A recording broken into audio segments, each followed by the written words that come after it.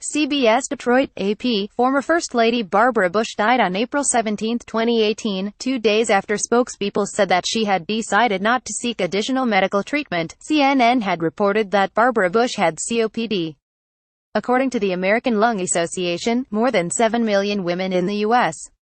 live with chronic obstructive pulmonary disease, COPD, which includes chronic bronchitis and emphysema. Their site says that millions more have the disease, but are undiagnosed, because female COPD patients are commonly misdiagnosed with asthma. Photo by Gregory Seamus, Getty Images. In fact, the number of deaths among women from COPD has increased over the past 3 decades and, since 2000, more women than men in this country have died of the disease. COPD is a chronic respiratory condition that results in cough and shortness of breath. It often gets worse. It affects up to 16 million people and is the third leading cause of death in the United States behind heart disease and stroke. It further results in 6% of all deaths worldwide.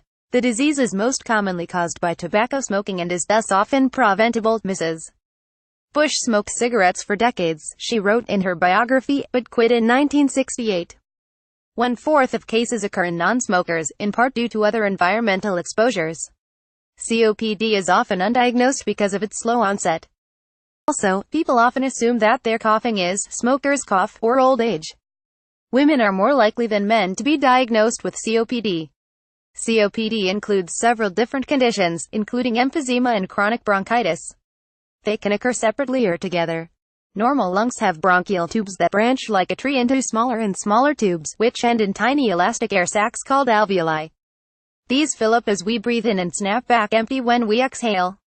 In COPD, the airway tubes narrow due to inflammation, increased mucus production and, eventually, scarring, which is known as chronic bronchitis. Further, the walls of the alveoli can break down, as do small bubbles coalesce to form larger bubbles. This is known as emphysema. As a result, they do not snap back as easily when a person exhales. They have less ability to transfer oxygen into, and remove carbon dioxide from, the blood. These different processes result in a prolonged and incomplete exhalation, and air remains trapped in the lungs when the next breath begins. As the condition progresses, it becomes increasingly hard to breathe. This results in more fatigue, a decreasing ability to exercise, declining activity and a lower quality of life. Many COPD patients develop recurrent chest colds, often requiring hospitalization and rising medical bills. Patients susceptible with COPD are also at greater risk of other chronic conditions such as heart disease, which can complicate the diagnosis and management. For example, Mrs. Bush was reported to have had congestive heart failure.